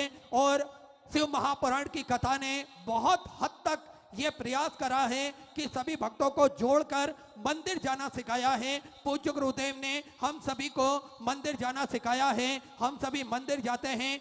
निश्चित ही मंदिरों में आज जो रौनक देखने को मिलती है वे शिव महापुराण की कथा के माध्यम से हम सभी को देखने को मिलती है। पूज्य गुरुदेव ने अथक प्रयास करे हैं और आगे भी कथाओं के माध्यम से अथक प्रयास में लगे हैं कि सभी वर्ग के लोग सनातन धर्म से जुड़े और सनातन धर्म का प्रचार प्रसार चारों दिशाओं में हो सके, चारों दिशा में इसकी पताका निरंतर फैलाती रहे, फैलती रहे। और बाबा की कृपा से जो भी उनके दरबार पर आया है, बाबा की चरणों में आया है, निश्चित ही उन सभी भक्तों की मनोकामना मेरा कुबेर भंडारी, मेरा राजा धीराज महाकाल राजा कुछ ही दिनों में पूर्ण कर देता है। क्योंकि किसी की सूरत बदल गई, किसी की नीयत बदल गई, और जब से तूने पकड़ा मेरा हाथ महादेव मेरी किस्मत बदल गई। जब से महादेव ने हम सबका हाथ पकड़ा है, निश्चित ही सबकी किस्मत बदल गई और बुलंदी पर पहुंच गई। हम सभी को ज्ञात है शुद्धपुर नगरी सीहोर के पावन धरा पर विशाल कुबेरेश्वर धाम की स्थापना होने जा रही है। यह एक ऐसा धाम बनने जा रहा है जो 12 ज्योतिर्लिंग के मध्य में केंद्र में स्थापित होगा। बाबा की कृपा निरंतर कुबेर भंडारी के चरणों में जो भी भक्त आता है, बाबा की कृपा निरंतर उन सभी जीव पर बरसती है। जो भी भक्त अपने मन की मुराद लेकर कुबेर भंडारी के चरणों तक पहुंचता है, उन सभी भक्तों की मनोकामना मेरा कुबेर भंडारी, मेरा राजा धीराज महाकाल राजा कुछ ही दिनों में, कुछ ही महीनों में पूर्ण कर देता है और उन सबकी किस्मत बदल देता है। बाबा श्री विठले सेवा समिति के सानिध्य में आप सभी को ज्ञात है सेवा के कार्य निरंतर चलते रहते हैं। वृद्धाश्रम का निर्माण कार्य चालू है, साथ में गौ माता की सेवा प्रतिदिन सुचारू रूप से चालू रहती है, जिसमें गौ माता की सेवा प्रतिदिन चलती है बड़े ही आनंद से, और भोजन भंडारा प्रतिदिन सुचारू रूप से चालू रहता है, जिसमें लाखों सैकड़ों हजारों भक्त प्रतिदिन भोजन भंडारे का आनंद लेकर अपने जीवन को कृतार्थ में करते हैं, आनंद में करते हैं। ऐसा बाबा का धाम, और ऐसा ही संकल्प पूज्य गुरुदेव ने और लिया है, जिसमें 251 कमरों की एक विशालतम धर्मशाला बनने जा रही है। आप भी इस संकल्प में पूज्य गुरुदेव के साथ में जुड़ सकते हैं, खड़े हो सकते हैं, एक कमरे का निर्माण करवा सकते हैं अपने पूर्वजों के निमित्त, अपने इष्ट मित्र परिवार के निमित्त। एक कमरे का मात्र शुल्क 3,51,000 रुपए रखा हुआ है। यह शुल्क धीरे धीरे इंस्टॉलमेंट में आप जमा कर सकते हैं। इसी क्रम में जिन दानदाताओं ने, जिन भामाशाहों ने एक कमरे के निर्माण हेतु अपनी सहयोग राशि प्रदान करी, उन सभी पावनसारी पुण्यसारी दानदाताओं के नाम श्री ज्ञानेंद्र प्रताप, श्रीमती कीर्ति सिंह जी द्वारा गया बिहार से आपने सुंदर एक कमरे के निर्माण हेतु संकल्प लिया और अपने जीवन को कृतार्थ में करा, आनंद में करा। बहुत बहुत बधाई। सुंदर विचार आपके, सुंदर सहयोग राशि आपने समर्पित की। स्वर्गीय हरिओम जी अरोड़ा की स्मृति में श्रीमती वीणा अरोड़ा, अमित जी अरोड़ा द्वारा अमृतसर पंजाब से आपने भी सुंदर एक कमरे के निर्माण हेतु संकल्प लिया और अपने जीवन को कृतार्थ में करा, आनंद में करा। बहुत बहुत बधाई। सुंदर विचार आपके, सुंदर सहयोग राशि आपने समर्पित की। मीनाक्षी आशुतोष जी सक्सेना, बिजनौर उत्तर प्रदेश से आपने भी सुंदर एक कमरे के निर्माण हेतु संकल्प लिया और अपने जीवन को कृतार्थ में करा, आनंद में करा। बहुत बहुत बधाई। सुंदर विचार आपके, सुंदर सहयोग राशि आपने समर्पित की। स्वर्गीय आशा जी यादव की स्मृति में पति कैलाश जी यादव द्वारा इंदौर मध्य प्रदेश से सुंदर एक कमरे का निर्माण हेतु संकल्प लिया और अपने जीवन को कृतार्थ में करा, आनंद में करा। बहुत बहुत बधाई। सुंदर विचार आपके, सुंदर सहयोग राशि आपने समर्पित की। इसी क्रम में जिन दानदाताओं ने, जिन भामाशाहों ने मंदिर, गौशाला, वृद्धाश्रम, अन्य क्षेत्रों में अपनी सहयोग राशि प्रदान करी, उन सभी पावनसारी पुण्यसारी दानदाताओं के नाम श्री जगदीश जी नामदेव, बड़वानी मध्य प्रदेश से सुंदर 551 रुपए की सहयोग राशि आपने समर्पित की। मनोज जी पवार, छिंदवाड़ा मध्य प्रदेश से सुधा 500 रुपए। श्वेता जी की तरफ से नर्मदापुरम मध्य प्रदेश से सुधा 500 रुपए। मीना जी शर्मा अजमेर राजस्थान से सुधा 500 रुपए। कृष्णा देवी जी अग्रवाल ग्वालियर मध्य प्रदेश से सुधा 500 रुपए। लखन जी कुमारिया की तरफ से धार मध्य प्रदेश से 551 रुपए। निर्मल कुमार जी की तरफ से राजस्थान से सुधा 2100 रुपए। रेखा जी शर्मा राजस्थान से सुधा 500 रुपए। गुप्ता सुधा 1100 रुपए। अनिल जी जसवाल की तरफ से सुधा 500 रुपए। रवि जी यादव